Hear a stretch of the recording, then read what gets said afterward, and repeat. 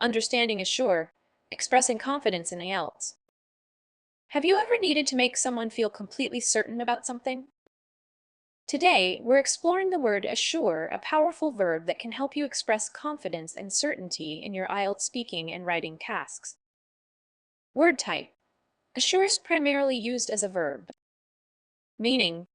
To assure means to tell someone something positively or confidently to dispel any doubts they might have. It's about making someone feel certain or confident about something. Word history. The word assure comes from the Old French assure, which means to make sure or certain. It entered the English language in the 14th century and has been used to express certainty and confidence ever since. Antonyms. Some opposites of assure include doubt, question, and undermine. These words create uncertainty rather than confidence. Synonyms. Words with similar meanings to assure include guarantee, promise, and reassure. These can often be used interchangeably, depending on the context. Examples used in sentences. Let's look at how to use assure in different contexts. I can assure you that the project will be completed on time. The manager assured the team that their jobs were secure despite the company's restructuring. She assured herself that she had made the right decision before submitting her application.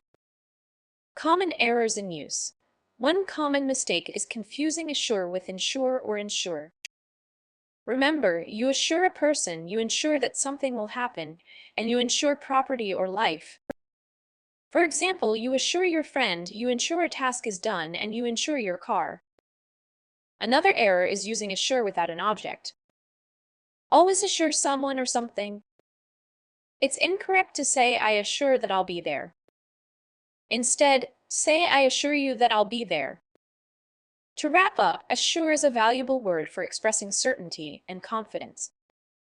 Use it to reassure others or to show your own conviction. Remember its correct usage, and you'll be able to communicate more effectively in your IELTS tasks, bringing you closer to that 6.5 band score.